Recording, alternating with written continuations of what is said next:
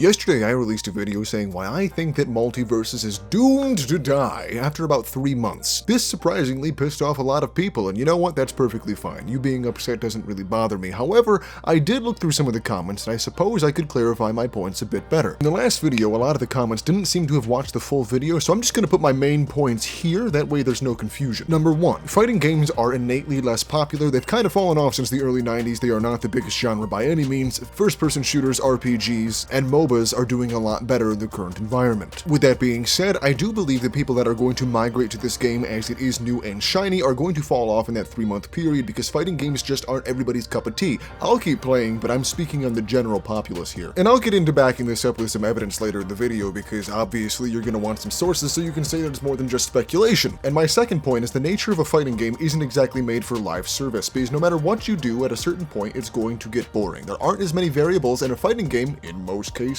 to keep it fresh. MOBAs can quickly change items or a map to change how the game is played, to give you a whole new experience with the same things you've come familiar with. A fighting game, they have to be very careful not to tweak things too much or else people are going to be very frustrated and leave anyway. With those two things said, this is exactly how I believe the timeline's going to break down. By 3 months, everybody who joined, even though they're not into fighting games that much in the first place, will be leaving. There's no way people are going to stick out for more than 3 months on a game that's not their primary genre. This trend will continue into the 6-month mark where people will continuously go back to other games that they're more familiar with or ones that they prefer. This year we're also set to have more news about Project L, the Riot fighting game. If there are public playtests, this could hasten the timeline. And this is the most speculative piece, is by the year I believe the game will be on life support as the lower player base and lower revenue begin to take a negative effect on both the developers and the parent company who are looking to make as much money as possible, which will have a snowballing effect as with less people playing, the matchmaking will take longer, there will be less quality games, people will begin to leave in droves because of that same issue. I also mentioned that PvE mode is coming to Multiversus, which is a brilliant idea and could keep the player base much higher, but by that point I'd already attacked Daddy and people weren't having it, so they went to the comments to skewer me alive. Please do it again, I love the engagement, it's so good. So hopping into the proof of my first claim, saying the wild and unbelievable idea that fighting games are less popular than other genres. This is actually super easy to prove, so let's look at the top Steam list. Let's see the most popular games on Steam right now, and you stop me when you see a fighting game. In a shocking turn of events, there's not a single fighting game on the Steam most played list, but that doesn't necessarily mean anything. Let's just try to look at the top fighting games on Steam at the current moment. Let's take a look at Tekken 8 to start, because this game killed it financially. So we can see the player base dropping off, roughly what I would expect it to do so, as well as having a very respectable near 7,000 concurrent players. That's a good start. Not super huge, but let's add 1,000 concurrent players to Mortal Kombat 1, that's also a really good fighting game. And let's hop into the really big heavy hitters. We got Street Fighter 6, coming in with 17,471 concurrent players, that is fantastic. Let's throw in Brawlhalla to top it off with 14,000 concurrent users. All of those games combined, with all of their concurrent users, would not put them on this list. And that's because fighting games are less popular than other genres. Now, that's not to say that Multiversus will not be on the top 10 when it comes to its launch day, because I guarantee that it will. I'm just saying it's not going to stay there indefinitely. My guess is that the 3-month marker is when this game will stop appearing on the top games list, as well as never appear again. This crescendos into my second point. Fighting games cannot simply change as many variables as other games are allowed to because you get used to the elements inside of them. Things will be very consistent because they have to be. If you logged on one day and all the characters did different moves that you could no longer remember and your character didn't play right, you'd be pretty pissed off. MOBAs get to work around this by changing the items and not the characters. Your character will still play exactly the same, however its enhancements will be different. MOBAs that decided not to have these systems, such as Heroes of the Storm, have failed miserably, and all others will continue to do so as well. If your average player feels like the game has stagnated and they're not currently learning things or have nothing to do that they haven't already done a million times before, they will leave. The stagnation will eventually kill the game. They're trying to work around this with the PvE mode, and if that game mode is sufficiently interesting, that could keep the game alive. I think that's the best chance that this game has to be a long-term success, is to break up all the PvP with a bunch of PvE. If they can't make the PvE interesting, this will be just another dead fighting game in a year. So hopefully in this video I've articulated my points a little bit better so you can follow where I'm coming from. And to all of the people who got incredibly butthurt because I shared a less than positive opinion about an upcoming game that you're excited for, simply don't watch it. Why are you putting yourself through an opinion you don't like? We're going to disagree and that's perfectly fine. I respect your opinions, respect mine as well.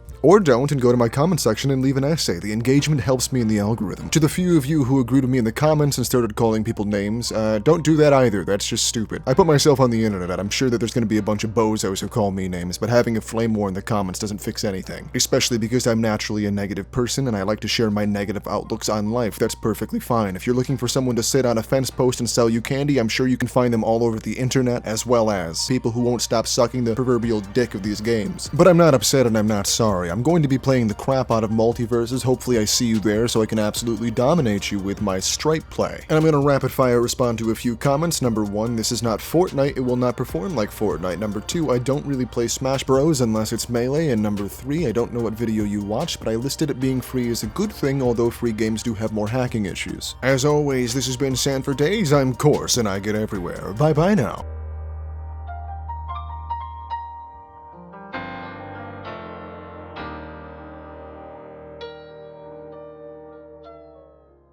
I love cheese.